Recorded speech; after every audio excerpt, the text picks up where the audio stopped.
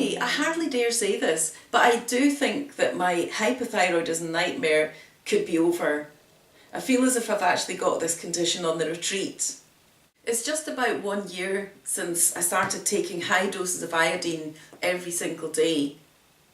And when I started doing this, I thought that I would see much faster results. I thought that it would take maybe 6 or 8 months before I got my symptoms cured, because they weren't particularly strong compared to some people. You know, some people have had this condition for years, whereas I'd only had it, I'd noticed it gradually building up over the past couple of years when I started doing this. Those symptoms were sudden weight gain, actually 2 stone initially and then another half stone later on, which I just couldn't seem to control. Tiredness, excessive tiredness, where I was sleeping 9 or 10 hours a day and just not being able to feel energetic, and I was getting out of breath and really feeling very, very unfit. My resting pulse rate had fallen to about 50 beats a minute on average, and sometimes lower than that, and my body temperature had also fallen. Sometimes when I took my temperature, it was because I've been taking it 3 times a day all the time that I've been doing this high dose iodine protocol, and sometimes it would fall to 35.8. That was quite often it would fall to 35.8 degrees Celsius, which is really, really low. The most significant improvement I've seen is that my body temperature has been consistently high every single time I've checked it. I don't mean it's been too high, it's been normal. It's been roughly between 37.0 and 37.4 every single time I check it, which is 3 times a day. I'm thinking maybe I don't need to check it so much now, because it's just always like that. And that's in the last 6 weeks. I think I haven't really talked about this because I kept expecting it to start jumping around again. But I can actually pinpoint the time when it started to become normal again. It was roughly in the early 36s for probably most of April in the morning, and then in the afternoon it would go up to sort of mid to high 36s. But in the last week of May, it started climbing from 36.5 consistently upwards until it got to 37. And it's just stayed around that mark between 37 and 37.4 ever since. That really suggests to me that this condition has sorted itself out. My resting pulse rate is still jumping about a lot, and it still tends to be fairly low. I'm not an expert, but I've definitely noticed that my fitness has improved, and it's possible that that's reflected in my relatively low resting pulse rate. It seems that a low pulse rate can indicate that you're very fit, a low resting pulse rate, but it can also indicate an underactive thyroid, and that's quite confusing. But the fact that my temperature's consistently normal now really suggests to me that I'm improving. And my body temperature becoming normal has coincided with me just being more fit all of the time. Well, not all of the time, because obviously I'm going to get tired the day after I've been doing a lot of activity, but I don't seem to have those hypothyroid crashes anymore. This has only been for the last month, so I do feel that there's a possibility that things might reverse. I'm just hoping that those crashes, that I never experience those crashes again. The last time I can remember feeling just excessively tired after doing a lot of exercise, excessively tired, not just the normal feeling of tiredness after an active day. The last time I felt like that was the 15th and the 17th of May, because I keep a detailed diary of all of this, and that's the last time I wrote very tired, you know. I can also see from that diary that I was trying to be as active as I could. I was doing lots of hill walking and lots of climbing that I love to do, this indoor climbing and indoor bouldering, and I was loving it. But there were a few times that I'd just done too much hill walking, and then I went out again a few days later and just felt exhausted. And I can remember these occasions quite clearly. There was one time that I climbed 2 Munros, that's 2 very high mountains in Scotland, called Stukekroin and Ben Vorlich, and a friend came along. It was a lovely day, and it wasn't until we actually started the walk that I realised I felt really sluggish. And I said to my friend, this is going to be a really long day for me. I'm going to be walking very slowly. Feel free to go ahead. And he didn't, he didn't walk ahead. We had a great day because it was really nice weather and we just took our time. And I think my energies did slightly come back during the day, but that was just one of those days when I felt really sluggish. There was another day when I did a hill walk with a different group, a different hill walking group from the one I normally walk with, which is my own. And this was a very big hill walk. I said to the walk organiser beforehand, look, I sometimes get very slow. I can be quite a slow walker. I hope that's not a problem. I know how to use a map and compass, so if I fall behind, I can get myself back. And he very kindly said it was fine. So I joined the group, and I did feel really tired. So tired that I just had to stop while they all went rushing up the hill. And the organiser very kindly came back just to check that I was okay. There were other times of the day when I felt more energetic, so it wasn't a disaster, it was a really, really good day. But I do remember feeling that I was having problems keeping up with everyone else in the group. And that was just like 2 months ago. For the past 6 weeks, I've been feeling so much better, so much fitter, that people have actually been commented on how fast I walk.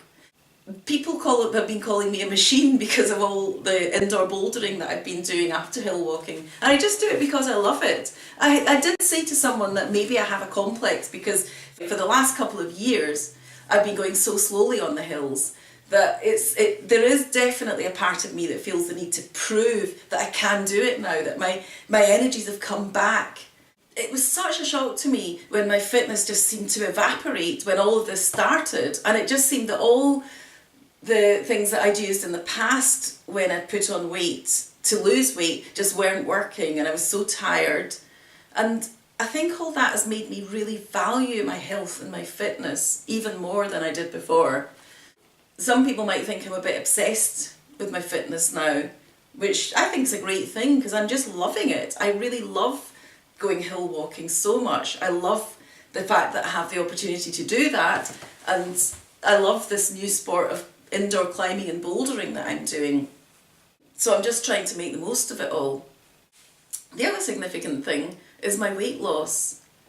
Yes, that's partly due to the 5-2 diet, which I think is working really well for me. This is intermittent fasting, where I fast for 2 days every week. I just have 500 calories for 2 days every week, and then the rest of the week I can eat whatever I like, more or less. So the question arises, could my increase in fitness be due to my weight loss? And I think there's definitely a connection there, but I don't think it's all due to the diet, because I tried to diet last year and failed. I just felt so cold. As soon as I started losing weight, I felt incredibly cold and ill, and I mean, okay, it was a different type of diet I was trying. I tried several diets.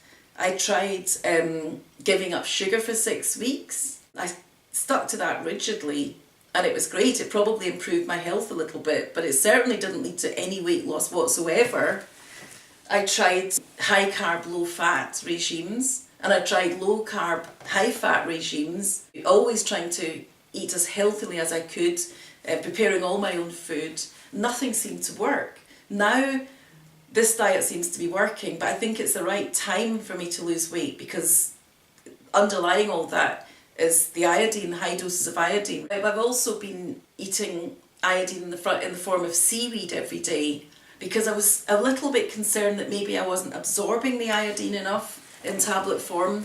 So I've no idea whether that was the case or not, but just so that I could cover all bases, I decided to start eating seaweed for breakfast, and I've been doing that now since April, so it's for about 3 months. I've lost a stone now, just over a stone on the 5-2 diet, and I'm hoping to lose another stone to get me more or less in line to where my weight was when this whole thing started. Because I was quite slim when this started. I couldn't understand what was happening. The weight just seemed to pile on. So I admit that some of this is due to vanity. I really like the way that I'm looking now, but it's not just that. When I was at my highest weight in all this, my BMI was 26 point, I can't remember, it was over 26. It was going quite fast towards 30, and a BMI of 30 is in the obese category. And that was such a shock to me because I've always looked after my health. I know that the worst kind of fat, the unhealthiest kind of fat, is visceral fat, which is a fat that you gather around your waist.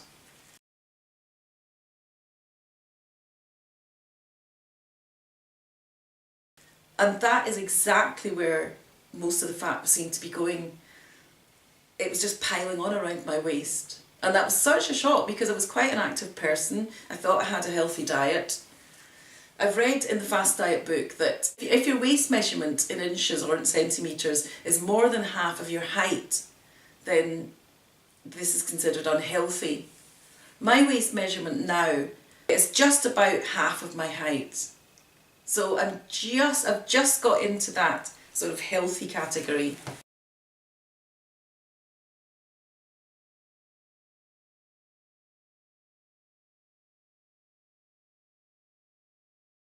These kind of benchmarks sometimes can be slightly arbitrary, but I still think that, you know, it is something that I want to watch anyway. It's my choice. I'm not criticising anyone else. My choice is that I feel better when I feel healthy. I feel better when I feel slim. And certainly I think part of my fitness improvement is due to losing that stone. Because if I'm climbing up a mountain, or if I'm climbing up a climbing wall indoors and I'm carrying an extra stone, I'm really going to feel the difference. That is going to make a big difference to my fitness performance. Another unexpected thing about doing this 5-2 diet is that there are some aspects that I really enjoy about it. It's something that I think I'll do for life. Maybe not 2 days a week, but maybe one fast day a week. I definitely can see myself continuing that for life. I don't find it difficult at all. One thing that I love about it is the simplicity that it brings. You just don't have to worry about what you're going to have for lunch, what you're going to have for dinner. Not to mention the cost benefits. I'm saving 2 meals a week, and that might not seem a lot, but really in the long run, it is significant. So now the question is, where do I go from here? Am I going to continue to take 50 milligrams of iodine every day? I don't think I will, but I am going to continue it for the next few weeks, certainly. I am really terrified that this could start reversing, so I want to make sure that I'm completely better. On the other hand, I have heard that too much iodine can be dangerous. It can be as dangerous as too little iodine. So I think in the long term I will start to reduce it, but I probably will continue to take at least some amount of iodine for life, because I think this all happened because of my cow's milk intolerance, and because I live in Britain. Britain is one of the few countries where iodine isn't added to the salt, and that means that dairy products are one of the few food items where you can be assured of getting iodine supplementation.